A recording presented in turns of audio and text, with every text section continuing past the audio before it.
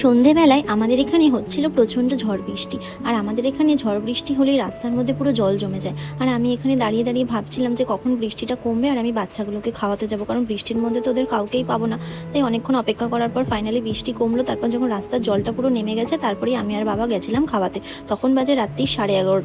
ঝড় বৃষ্টি আর যাই হোক, আমাকে তো ওদের খাওয়াতেই হবে, কারণ ওরা তো আমার জন্য অপেক্ষা করে বসে থাকবে। আমরা নয় ঘরে খাবার দাবার খেয়ে ঘুমিয়ে পড়বো, কিন্তু ওরা তো সারা রাত অপেক্ষা করবে একটুখানি খাবারের জন্য। তাই রাত্রির 1টা বাজলেও আমি ওদের ঠিক খাইয়ে তারপরেই ঘরে গিয়ে ঘুমাই। তো এখানে চলে এসেছিল আমার পাড়ার কচিকাচারা।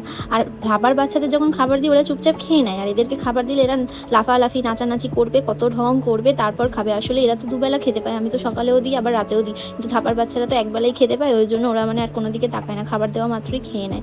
তারপরে এসেছিলাম মাঠের বাচ্চাগুলোকে খাওয়াতে। বৃষ্টির কারণে সারা মাঠে পুরো কাদা কাদা হয়ে গেছিলো, যেহেতু অনেকটা রাত হয়ে গেছিলো, বৃষ্টিও হয়েছে প্রচুর। তাই আরও বাচ্চা ছিল, সবাই এদিক ওদিক চলে গেছে, ওই জন্য খুঁজে খুঁজে খাওয়াতে হচ্ছে। একজন রয়েছে এই মাঠের এই প্রান্তে আর একজন ওই প্রান্তে, সেই ডেকে ডেকে এনে তারপরে খাবার দিচ্ছিলাম। এখানে এই দুজনকে খাবার দিয়ে দিলাম, ওরা আস্তে আস্তে খাক। তারপরে আমরা যাচ্ছিলাম আরও বাকি যেই বাচ্চাগুলো রয়েছে তাদেরকে খুঁজতে, কারণ অনেকটা রাত হয়ে গেছিলো। আর বৃষ্টির কারণে তো রাত হয়ে গেলে ওরা থাকতে চায় না, এদিক ওদিক সবাই চলে যায়, সব ঘুমিয়ে পড়ে। আর এই যে কুমড়ো বুড়ি, ও হলো আমাদের পাড়ার কুমড়ো। ও খুব শান্ত বাচ্চা, একদম শান্ত, ও কারোর সাথে কোনো ঝামেলায় থাকে না, কিছুতে না, নিজের মতো নিজে থেকে, খাবার দিলে খায় নইলে না খায়, এরকম একটা ব্যাপার। আর এই যে দুটো ছোট্ট ছোট্ট বাচ্চা, আমার পাড়ার সব বাচ্চাদের স্টেরিলাইজেশন করাই রয়েছে, কিন্তু এই বাচ্চাটা কোথা থেকে এসেছে জানি না, এখানে এসে বাচ্চা দিয়েছে। তো এই বছর তোর বাচ্চাগুলো রয়েছে, পরের বছর অপারেশন করিয়ে দেবো। আর ছোটো ছোটো বাচ্চা দুটোকে চেন দিয়ে বাঁধা রয়েছে, কারণ আমাদের পাড়ায় প্রচণ্ড অ্যাক্সিডেন্ট হয়, ওই জন্য ছোটো বাচ্চা তো ওই জন্য বেঁধে রাখা হয়েছে, যখন বড় হবে তখন ছেড়ে দেবো। ওরা এখানেই থাকে ওর মায়ের সাথে। আর আমার পাড়ায় যে কটা বাচ্চা রয়েছে আমি সবাইকে খাওয়াই, একজনকেও বাদ দিই না, যতই আমার রাত হোক আমি খুঁজে খুঁজে প্রত্যেকটা বাচ্চাকে খাওয়াবো। এখন যদি মাঠের ওই প্রান্তে ওই কোনায় খাওয়াতে,